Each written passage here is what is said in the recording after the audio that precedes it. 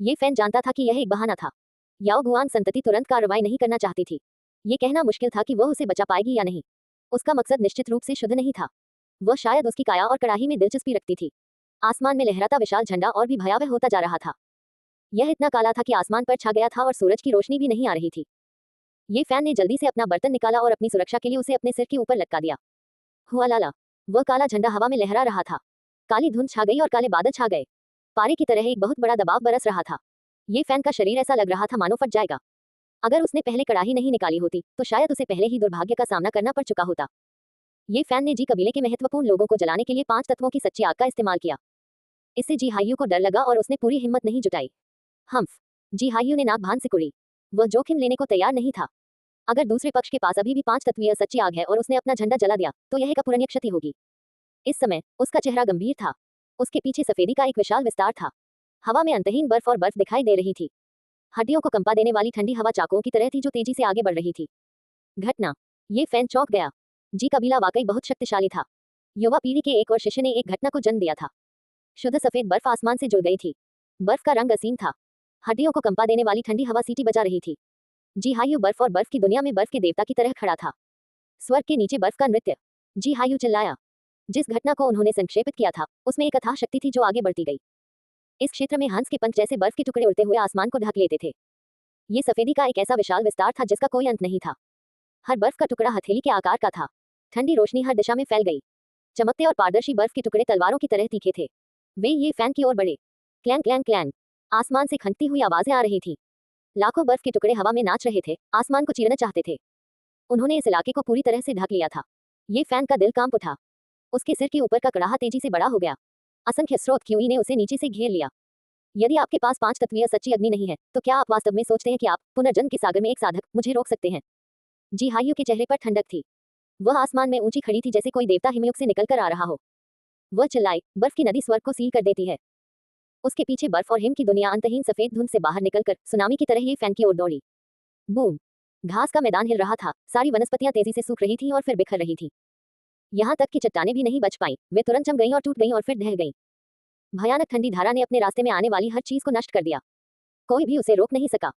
घास के मैदान पर बड़ी बड़ी दरारें दिखाई देने लगीं और दूर तक फैल गईं। ये देखने में बहुत भयानक लग रहा था।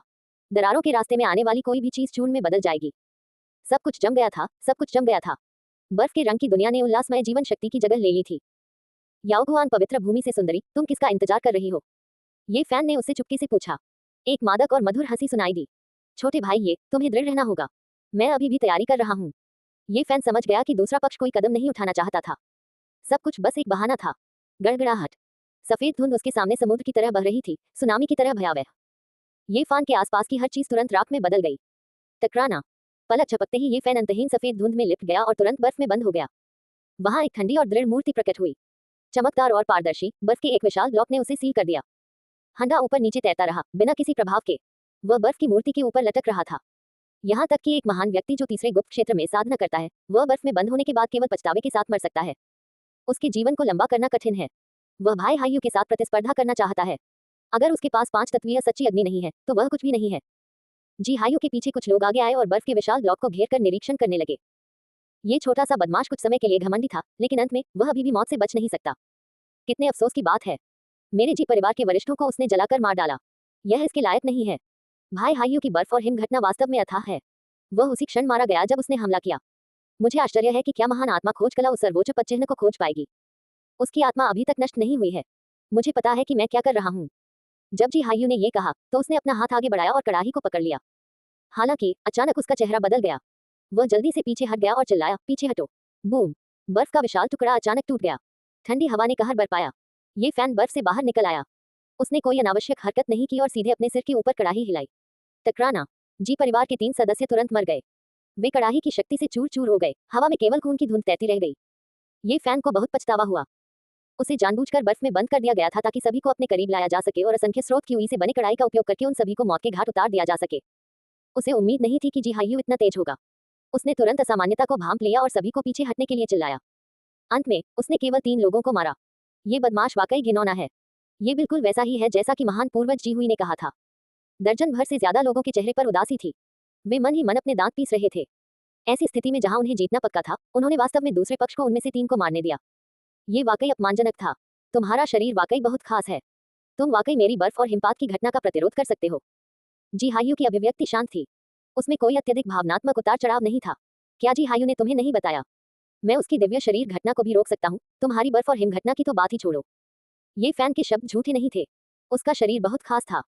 जब किसी घटना का सामना होता था तो वह बाहरी घटना का विरोध करने के लिए अपने आप ही एक अजीब शक्ति प्रसारित कर देता था। ऐसा लगता था कि उसकी निंदा नहीं की जा सकती। उसने प्रिस्टीन जेड बोतल से एक हरी शाखा निकाली। ये पवित्र फल के मात्र पौधे का पत्ता था।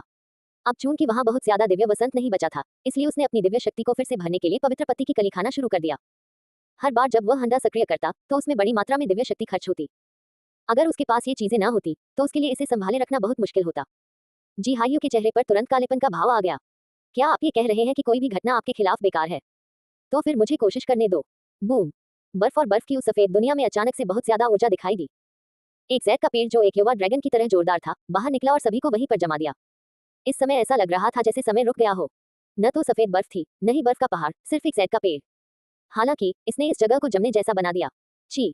पलक झपकते ही ये फैन के पुनर्जन्म के सागर के सामने पहुंच गया और उसे तोड़ने ही वाला था। इस अप्रत्याशित घटना ने ये फैन को भी चौंका दिया। इस तरह की घटना वाकई अजीब थी। बर्फ और हिम अपनी सीमा तक पहुंचने के बाद ये वास्तव में अंतरिक्ष को सील कर सकता है। यह अनसुना था।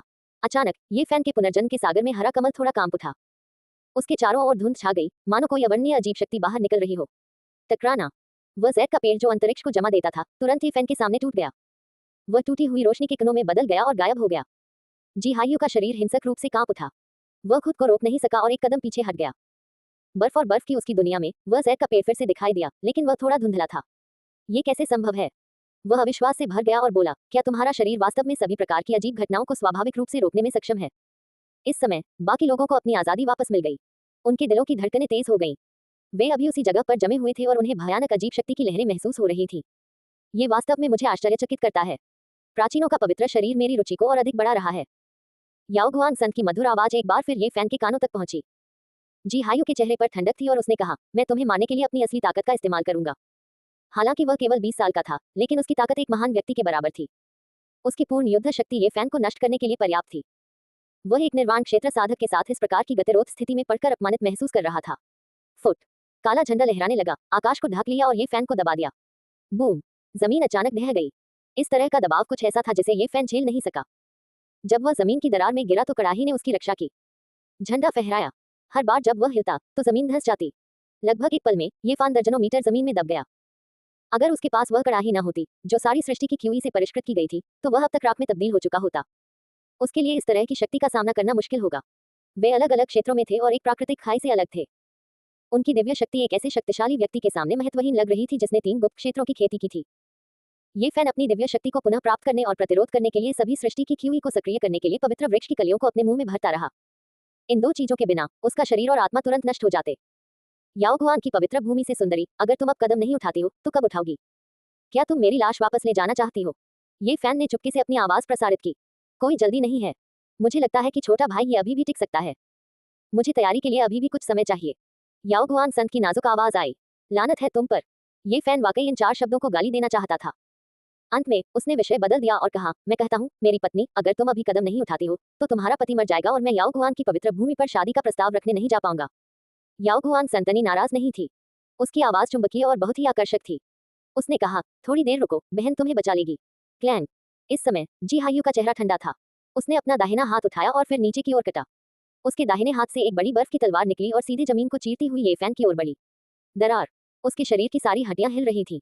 हालांकि कड़ाही ने सब कुछ रोक रखा था, लेकिन दबाव बहुत ज्यादा था। उसका शक्तिशाली भौतिक शरीर टूटने वाला था। कड़ाही में अभी भी कुछ 5 तत्व की सच्ची आग थी।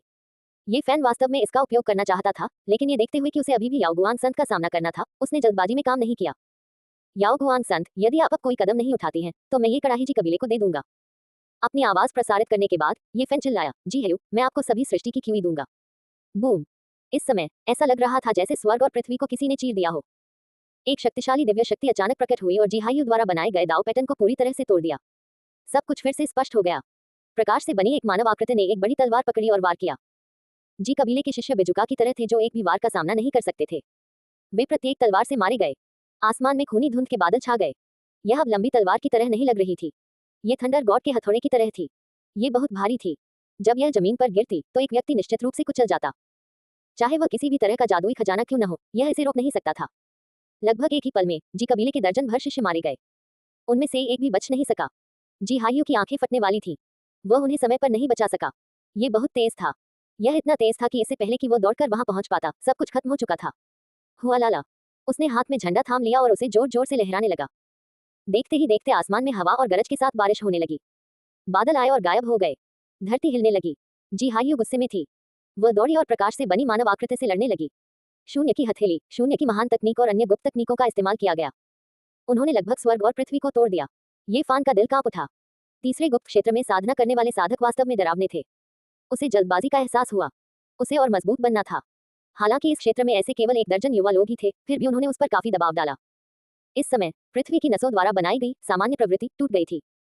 यह अब ये फैन को जाने से नहीं रोक सकता था। उसने एक रहस्यमयी पदचिह्न का उपयोग किया और क्षितिज में गायब हो गया। कुछ ही समय बाद वह 100 मील से अधिक दूर निकल गया था। छोटे भाई, ये तुम में वाकई कोई विवेक नहीं है। तुम्हें बचाने के लिए मैंने अपनी जान की बाजी लगा दी, फिर भी तुम बिना किसी निशान के भाग गए, मुझे अनदेखा करते हुए। याओ गुआन की पवित्र महिला की आवाज मधुर थी। वह दूर से दिखाई दी, उसका रास्ता रोककर। वह अभी अभी खिले कमल की तरह थी। उसकी त्वचा एकदम साफ थी और उसके काले बाल हवा में नाच रहे थे। उसकी आंखें काले रत्नों की तरह थीं और उसकी भौहें टेढ़ी थीं। जब वह थोड़ा सा भौहें सिकोड़ती थी तो वह बहुत आकर्षक लगती थी। उसके कपड़े फड़फड़ा रहे थे और उसकी पोशाक नाच रही थी, जो उसके गर्वित शरीर की वक्रता को रेखांकित कर रही थी। उसका एक शैतानी रूप था जो सभी जीवित चीजों को आकर्षित कर सकता था। हालांकि उसका शरीर पवित्र प्रकाश से चमक रहा था। वह बेहद सेक्सी थी और उसके चारों ओर एक प्रभामंडल था। वह आधी परी और आधी चुड़ैल थी। यह एक भ्रम था। मैं तुम पर बोझ नहीं बनना चाहता था, इसलिए मैं पहले चला गया। क्या तुम नहीं मिले? ये फैन को संदेह हुआ। उसने कहा, अभी जो परछाई थी। ये पवित्र सी पैलेस का देवता है। आपको क्या लगता है? तलवार की तकनीक दिखाने के बाद आपको जिहाइयू को मूर्ख बनाने में सक्षम होना चाहिए, है ना? संतनी ने मधुर मुस्कान बिखेरी। उसने कोई मेकअप नहीं किया था, लेकिन वह फूल से भी ज्यादा सुंदर थी। उसने लोगों को समझाया कि बेहद आकर्षक होने का क्या मतलब है और मुस्कुराहट से शहरों को गिराने में सक्षम होने का क्या मतलब है। उसकी सुंदरता बेहद आकर्षक थी। ठीक इसी समय दूर के आकाश से दिव्य प्रकाश की एक किरण चमकी। उसकी सुंदरता संयमित थी और एक स्पष्ट रूप दिखाई दिया। वह वास्तव में अलकायद संत के समान थी, लेकिन उसने कवच पहना हुआ था जो चांदी की रोशनी से टिमटिमा रहा था। धातु के कवच की ठंडी रोशनी ने उसे और भी सुंदर बना दिया और उसका स्वभाव एक अलग तरह का था। वूश! भगवान उसके सीने में गायब हो गए और पीछे केवल थोड़ी सी दिव्य शक्ति छोड़ गए। वह कहीं दिखाई नहीं दे रही थी। जी हाइयू से छुटकारा पाने के बाद उसे संत ने रोक दिया। ये फैन और भी परेशान हो गया। यह महिला असाधारण थी और उससे निपटना मुश्किल था। क्या आपके पास जी कबीले से छुटकारा पाने का कोई रास्ता है? इस घास के मैदान पर सैकड़ों शक्तिशाली साधक मेरी तलाश कर रहे हैं। संतनी मुस्कुराई और बोली, मेरे साथ आओ। मैं तुमसे वादा करती हूँ कि तुम सुरक्षित रहोगे। ये फैन ने भौहें सिकुड़ी। वह याओ गुआन पवित्र भूमि पर नहीं जाना चाहता था, लेकिन ये खूबसूरत महिला बहुत शक्तिशाली थी। उसके लिए उससे छुटकारा पाना मुश्किल होगा। छोटे भाई, ये चिंता मत करो। मैं याओ गुआन पवित्र भूमि पर नहीं जा रहा हूँ। मुझे उत्तरी क्षेत्र में भेजा जाएगा। तब हम साथ में यात्रा कर सकते हैं। उसके लाल होंठ नम और सेक्सी थे। उसने मुस्कुराते हुए कहा, चलो पहले इस घास के मैदान को छोड़ दें। ये फान ने ज्यादा कुछ नहीं कहा। वह उसके पीछे पीछे एक बंजर जमीन पर पहुंचा। वहां एक जीर्ण शीर्ण महल था। संत महिला हल्के से अंदर चली गई और फिर ये फैन की ओर हाथ हिलाया। उन्होंने कहा, मैंने यहाँ स्पेस गेट की मरम्मत कर दी है। ये हमें हजारों मील दूर टेलीपोर्ट कर सकता है। हम जी कबीले से जल्दी से छुटकारा पा सकते हैं। हम याओ गुआन पवित्र भूमि पर नहीं जा रहे हैं। मैं आपसे झूठ नहीं बोलूंगा। बिल्कुल नहीं। ये फैन ने पैटर्न को ध्यान से देखा। वे वास्तव में याओ गुआन पवित्र भूमि पर नहीं जा रहे थे। कोई बेहतर विकल्प नहीं था। जी कबीले से छुटकारा पाने के लिए उसने जोखिम उठाने का फैसला किया और मिस्टिक जेड प्लेटफॉर्म पर खड़ा हो गया। स्रोत स्थापित होने के बाद प्रकाश आकाश में फैल गया और ऊर्जा की एक शक्तिशाली लहर फैल गई। अंतरिक्ष द्वार खुला और आकाश फट गया। दोनों अंदर चले गए। हालांकि वे दोनों थोड़ी दूर थे। वे दोनों डरे हुए थे और ज्यादा पास नहीं आना चाहते थे। कुछ ही देर में अंतहीन अंधकार गायब हो गया और उनके सामने प्रकाश प्रकट हुआ। वे सफलतापूर्वक आकाश को पार कर गए और फूलों और पक्षियों से भरी एक शुद्ध भूमि पर प्रकट हुए। नदी कलकल कर बह रही थी, पौधे सुगंधित थे, पहाड़ हरे थे और पानी साफ था। पहाड़ों और नदियों के बीच मंडप बने हुए थे। ये शांत और प्राकृतिक था। यह मेरा एक निवास स्थान है। यह उस क्षेत्र से 30,000 मील दूर है। आप निश्चिंत रहिए। निश्चिंत रहें। ये फान ने मन ही मन सोचा। उसने चारों ओर देखा और किसी भी समय भागने के लिए तैयार था। उसे लगा कि संत से निपटना मुश्किल था। छोटे भाई, ये मैंने तुम्हारे प्रति काफी ईमानदारी दिखाई है। तुम्हें मुझसे सावधान रहने की जरूरत नहीं है। संतनी ने अपने बालों में कंघी की और मुस्कुराई। मुझे तुम्हारी सभी चीजों की क्यों का स्रोत नहीं चाहिए। मैं सिर्फ तुम्हारे प्राचीन शरीर को देखना चाहती हूँ और देखना चाहती हूँ कि इसमें क्या खास है। ये फान उसे एक महिला बोधिसत्व के रूप में नहीं देखती थी। हालांकि उसे संत कहा जाता था, लेकिन वही चुड़ैल की तरह व्यवहार करती थी। वह वास्तव में अब उससे निपटना चाहती थी। हालांकि ये घास के मैदान के सामने जी कबीले से घिरे होने से बेहतर था। उसके पास अभी भी एक मौका था, लेकिन ये कहना मुश्किल था कि कौन जीतेगा। मेरा शरीर बहुत खराब है।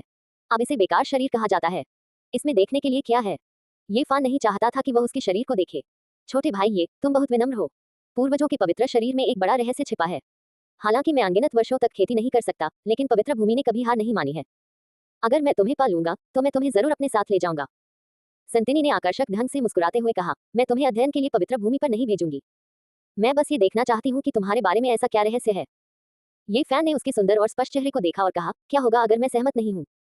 तो मुझे तुम्हें कुछ देर तक परेशान करना पड़ेगा। मैं तुम्हें सोने दूंगी और तुम खुद देख लेना। संतनी के बाल हवा में नाच रहे थे। उसकी पतली गर्दन सफेद और मुलायम थी, जो बहुत आकर्षक थी। आपने यहाँ एक पैटर्न स्थापित किया है और पहाड़ों और नदियों की शक्ति को संघनित किया है। क्या आप मुझे यहाँ बंद करने की कोशिश कर रहे हैं? ये फैन ने सुंदर परिदृश्य को देखा। संत की पलकें फड़क उठी। उसने मंत्रमुग्ध होकर उसकी ओर देखा और कहा, मुझे बुरा मत समझो।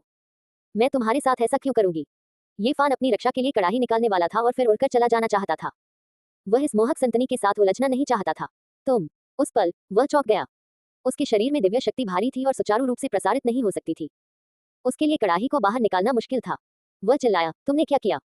संतनी ने घंटी जैसी हंसी हंसते हुए कहा, ऐसा लगता है कि तुम अभी मुझे मारना चाहते थे और अपनी दिव्य शक्ति का उपयोग करना चाहते थे। तुमने अपने शरीर में परिवर्तन महसूस किया होगा। ये फान बिना कुछ बोले उसे देखता रहा। जब आप और जी हाँ यू लड़ रहे थे तो मैंने गलती से कुछ फेरी सीलिंग पाउडर गिरा दिया। इसे मेरे याओगुआन स्कूल के महान सर्वोच्च बुजुर्ग ने दशकों तक परिष्कृत किया था।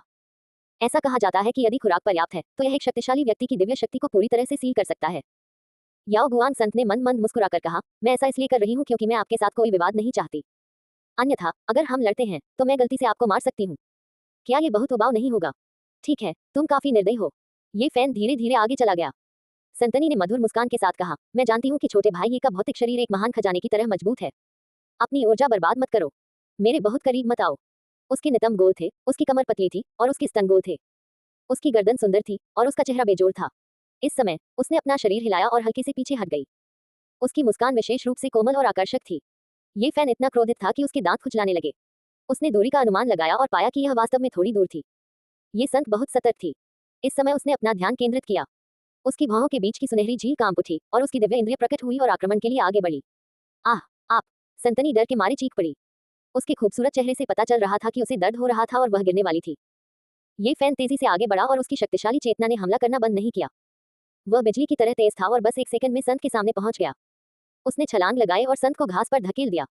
हालांकि संतनी शुरू में डर के मारे केवल चीखी थी। वह बिल्कुल भी निराश नहीं थी। उसकी भौहों के बीच की जगह भी चमकदार रोशनी से चमक उठी। इस समय उसने अपनी आंखें खोली और ये फैन को देखा। उसी समय उसके कोमल शरीर से एक भयानक ईश्वर की ऊर्जा निकली। भले ही उसकी चेतना के सागर को चोट नहीं पहुंची थी, लेकिन वह विचलित नहीं हो सकती थी। ये फैन की चेतना बहुत भयानक थी और लगभग उसे दबा रही थी। ये फैन को लगा कि वह इस अद्भुत शरीर को अब और नहीं थाम सकता। उसके कोमल शरीर में समुद्र जैसी ईश्वरीय ऊर्जा थी जो उसे उड़ा ले जाने वाली थी। उसकी चेतना ने हमला करना बंद नहीं किया। उसकी भौहों के बीच की सुनहरी झील सूरज की तरह चमक रही थी। उसी समय उसने मनोवैज्ञानिक हमला किया और नीचे काट लिया। एक ताजा खुशबू आई। उसने संत के कान को काटा और छोड़ा नहीं। आप! जैसा कि अपेक्षित था, संत एक ही समय में शर्मिंदा और क्रोधित थी। उनकी भौहों के बीच की रोशनी चमक उठी। ये फैन ने हमला करने के लिए अपनी चेतना का इस्तेमाल किया।